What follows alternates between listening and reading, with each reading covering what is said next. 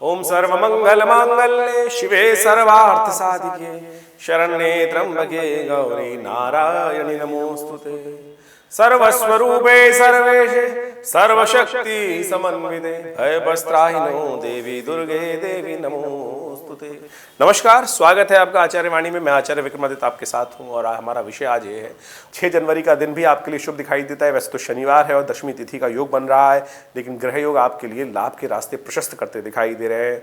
आपके पर्सनालिटी में, आपकी पर्सोना से, आपके अपने व्यक्तित्व से कुछ इंप्रूवमेंट और बहुत सुंदर लाभ प्राप्ति के योग दिखाई देते हैं। मन भाव को शीतल रखते हुए कार्य करने का प्रयास करेंगे तो बहुत सुंदर रहेगा।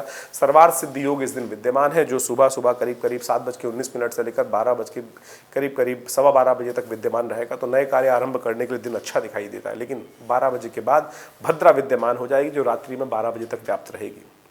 उसके बाद 12 के बाद नए कार्यों में, नए प्रोजेक्ट को हाथ में लेने से बचना चाहिए। उसमें विघ्न आएंगे तो फिर जीवन में कष्ट देने के योग बना सकते हैं। इन छोटी छोटी चीज़ों को ध्यान रखते हुए कार्य करें। शनिवार का अवसर है, उड़द की दाल का दान आपके लिए सबसे श्रेष्ठ उपाय दिखाई देता है। 7 जनवरी का दिन सफलता को प्राप्त करने के लिए बड़ा अद्भुत कहा जाता है। इस दिन सफला एकादशी है। भगवान विष्णु का पूजन करके आप अनेक प्रकार से कष्टों को दूर कर सकते हैं और चावल का उस दिन त्याग करना चाहिए। भगवान विष्णु का पूजन करना चाहिए। ग्रह योग के दृष्टिकोण से आपके ग्रहों का परिवर्तन का योग दिखाई देता है। चंद्रमा परिवर्तन की तरफ जाएंगे। बुध ग्रह भी उस दिन परिवर्तित होकर धनु राशि में प्रवेश करने वाले हैं। भाग्य में नए कुछ न कुछ लाभ के योग बनते दिखाई दे रहे हैं। साथ साथ कुछ चिकित्सा संबंधित क्षेत्रों में जो लोग कार्य करते हैं उनके लिए कुछ नया होने के योग दिखाई देते हैं। नई क्रिएटिविटी, नए विचार मन में उत्पन्न होने के योग दिखाई दे सकते हैं। नई अपॉर्चुनिटीज़ आने वाले समय में आपको दिखाई देने के योग बन सकते हैं। रविवार का दिवस, और हमने भी इस सफला एकादशी को देखते हुए आश्रम में भगवान विष्णु के निमित्त बहुत सुंदर यज्ञ रखा है। सुबह करीब 8:30 बजे से आरंभ होकर करीब 10 साढ़े 10 बजे तक भंडारे के साथ सुंदर कार्यक्रम रहेगा। आप सब भी इसमें सम्मिलित हो सकते हैं। भगवान विष्णु के पुरुष सूक्त के द्वारा सुंदर यज्ञ करने की व्यवस्था रहेगी। तो आप भी इस सफला एकादशी, देखिए समस्त हमारे यहाँ भारतीय संस्कृति में कहा गया कोई और व्रत रखो ना रखो, एकादशी के दिन भगवान का स्तवन जो कर लेते हैं समस्त प्रकार से कष्ट से निवृत्ति के योग बन जाते हैं। उस दिन विष्णु यज्ञ, और यज्ञ का स्वरूप कहा गया है, शास्त्र कहता है यज्ञो वै विष्णु।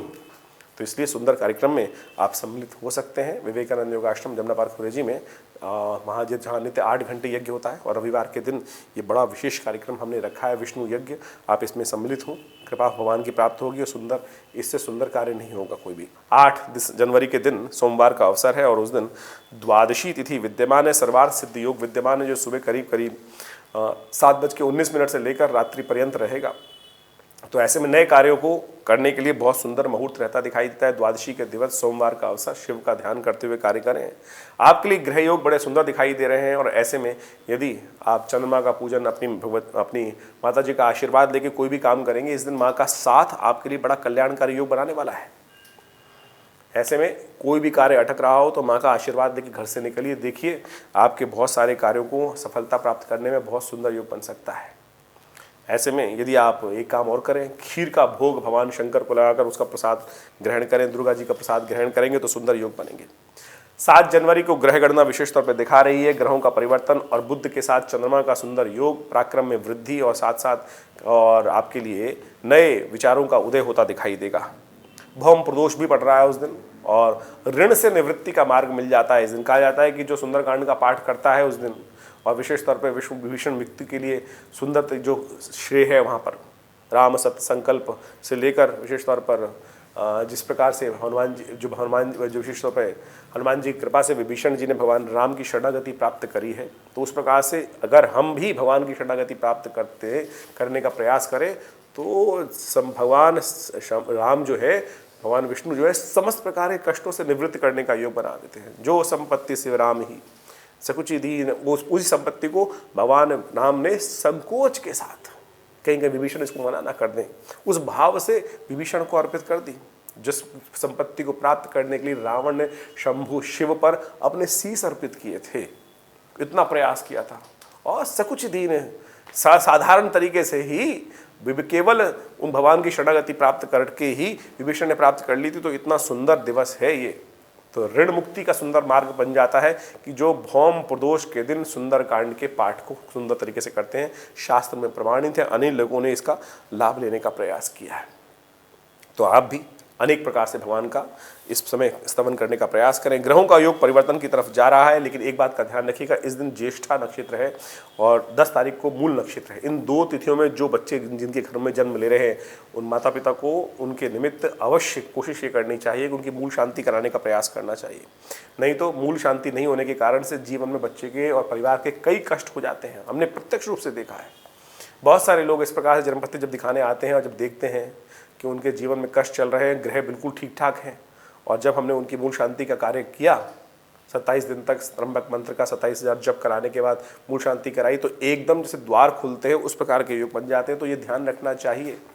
ये कर्तव्य माँ बाप का है विशेष तौर पर। भारतीय संस्कृति ने तो समझा दिया, लेकिन बहुत सारे लोग हैं अज्ञानतावश आज समाज इस प्रकार का है कि ध्यान नहीं देने का प्रयास करते। तो कोशिश ये करें इस मुहूर्त का ध्यान रखते हुए कार्य करें तो अच्छा रहेगा। आपके लिए ग्रह योग आपके अनुकूल बने हुए हैं, भाग्य जगाने के रास्ते बन रहे हैं, और साथ साथ बृहस्पति का चंद्रमा के साथ संबंध बना हुआ है। तो दोनों दिन 9 और 10 तारीख के दिन में धन आगमन के सुंदर तरह से प्रयास करेंगे तो लाभ आपको मिल सकता है। लेकिन ध्यान रखिएगा, ऐसे में दोनों दिन विशेष तौर पर 10 जनवरी की हम बात करें तो ग्रह योग दिखा रहे हैं कि फालतू के लोग, बेकार के लोग आपके समय को बर्बाद करने का योग बना सकते हैं। तो आपको अपने समय का अपने लिए सदुपयोग करने का प्रयास करना चाहिए। ग्रह योग आपके लिए अच्छे बने हुए हैं। यदि 10 जनवरी की बात करें तो उस बात का ध्यान रखिएगा, उस दिन भद्रा है जो सुबह करीब 9:22 तक रहेगी। यानी सुबह सूर्योदय से लेकर 9:22 तक का समय किसी नए कार्य को आरंभ करने के लिए अच्छा नहीं है। 9:22 के बाद भद्रा समाप्त होने के बाद आश्वस्त होकर काम करें, बुद्ध सब शुद्ध रहेगा और जीवन में आगे बढ़ने के सुंदर योग बन सकते हैं। तो इस प्रकार से ग्रहों की गणना किस प्रकार से कहाँ आपको ले जाने का प्रयास कर रही है और कहाँ आप अपने और थोड़े से समर्पण से सही दिशा प्राप्त करके लाभ के योग बना सकते हैं, वही समस्त बातें हमने आपके समक्ष रखी हैं। इसके बाद भी मन में कोई प्रश्न चल रहा हो तो चिंता ना करें, हमारे नंबर्स आपके सामने स्क्रीन पर हैं और आश्रम की जो गतिविधियां हैं उनके बारे में तो आपको हम बताने का प्रयास कर ही रहे हैं। धन्यवाद।